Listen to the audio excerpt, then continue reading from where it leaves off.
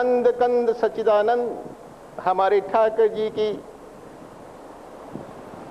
दिव्य व अलौकिक लीलाओं का संचालन करने वाली श्री राधिका, ये कोई मानवीय विशेष नारी नहीं है। इनका पूरे का पूरा व्यक्तित्व चिन्ह में है और श्री कृष्ण प्रेम से गठित है।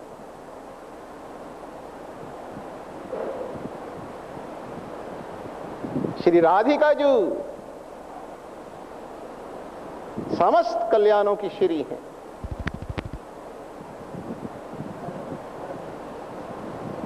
जितने भी मंगल हैं, जितने भी कल्याण हैं, उनकी ये श्री है।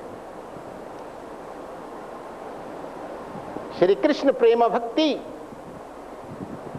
और उनकी करुणा शक्ति का नाम है राधा।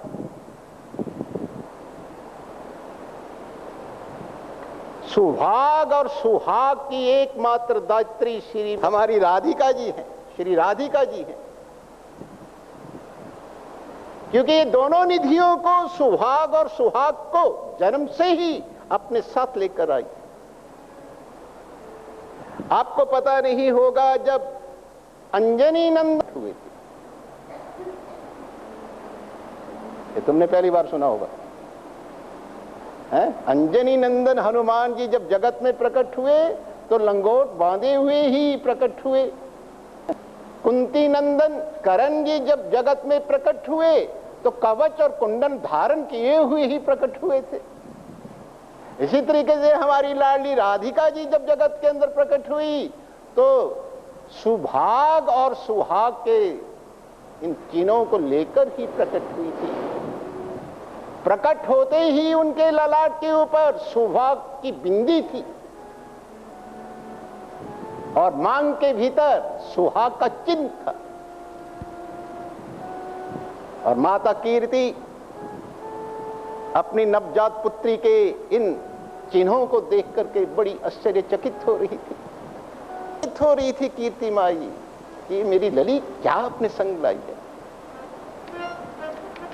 तो सुभाग का मतलब होता है मानवीय जीवन के लक्ष्य की प्राप्ति, इसकी प्रेमा भक्ति की प्राप्ति। प्रेमा भक्ति के द्वारा ठाकर जी की प्रसन्नता को प्राप्त करना, इसका नाम है सुभाग। सुभाग अगर जीवन के अंदर ठाकर जी की प्रेमा भक्ति जागृत हो गई, सुभाग जागृत हो गया, तो सुहाग जाएगा कहां पर? वो कहां जाएगा? सुभाग का मतलब है मानवीय जीवन के लक्ष्य की प्राप्ति और सुहाग का मतलब है जीवात्मा का परमात्मा से मिलन।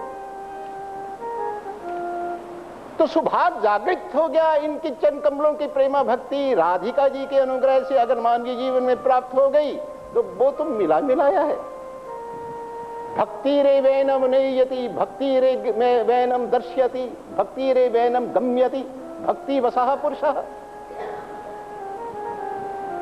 तो अगर सुभाग जागृत हो गया तो सुहाग जाएगा कहां? कहीं नहीं जा सकता, वो तो मिला मिलाया है। और अगर मानवीय जीवन में ये सुभाग जागृत नहीं हुआ, ठाकर जी के चरण कमलों की प्रेमा भक्ति की प्राप्ति नहीं हुई, तो मृत्यु के समय जीवात्मा को आधार नहीं मिलेगा और वो आवागमन की योनियों के अंदर उसका सफर जारी हो जाएगा।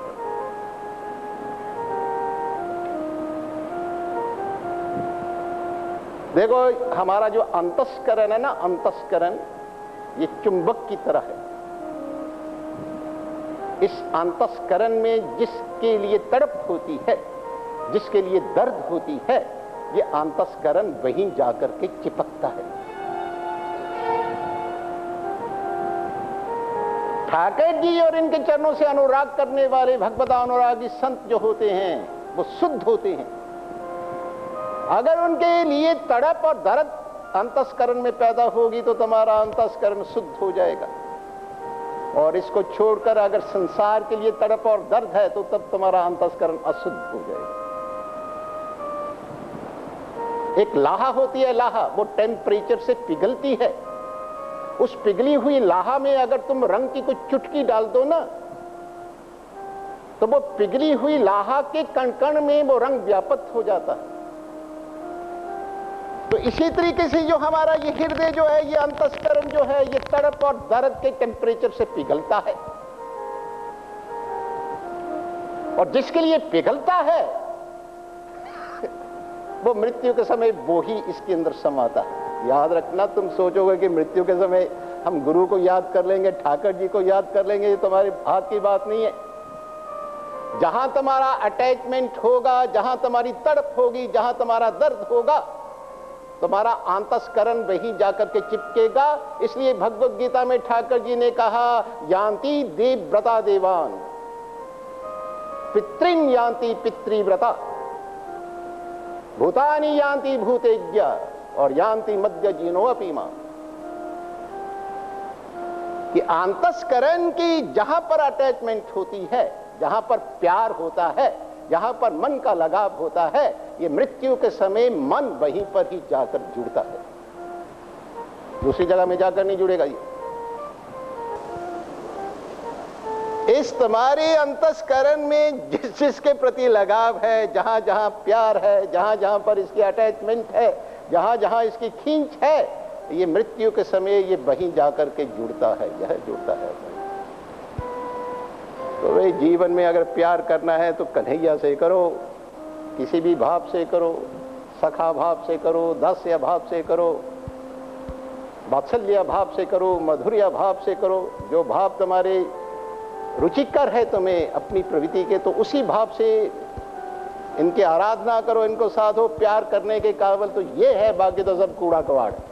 मतलब है, अगर सुभाग हमारा जीवन के अंदर जागृत नहीं होगा तो मृत्यु के समय जीवात्मा को आधार नहीं मिलेगा, और जीवात्मा को अगर परमात्मा का आधार नहीं मिला तो ये मृत्यु के समय जीवात्मा संसार के सभी भोग पदार्थों, वस्तुओं, व्यक्तियों, संबंधों का त्याग कर देता है। लेकिन जो उसका सूक्ष्म संबंध बना है, बीज बना है तुम्हारे अंतस्करण के अंदर, वो बीज उसके साथ चला जाएगा, और वो बीज जो है ना, ये सींग और पूंछ लगाने का कारण बन जाएगा। भक्तरास की योनियों के अंदर इसी कारण से महापुरुषों ने कहा है, वो जीवन भी क्या जीवन है, प्रभु का पकड़ा हाथ नहीं, न लिपटे प्राण प्यारे से चरणों पे रखा माथ नहीं, क्या जीना उस सुहागन का जिसका सुहाग ही साथ नहीं, होकर सनाथ वो है अनाथ, संग जिसके जीवन नाथ नहीं। है वो सनाथ लेकिन अनाथ बना हुआ है, ईश्वर को छोड़कर इससे विमुख होकर के नाशवान, सीधी बात है, नाशवान कामनाओं को पकड़ोगे तो नाश हो जाओगे भाई, अविनाशी परमात्मा को पकड़ोगे तो अविनाशी सुख की प्राप्ति हो जाएगी। तो हमारी लाडली श्री राधिका जी मानवीय जीवन के इसी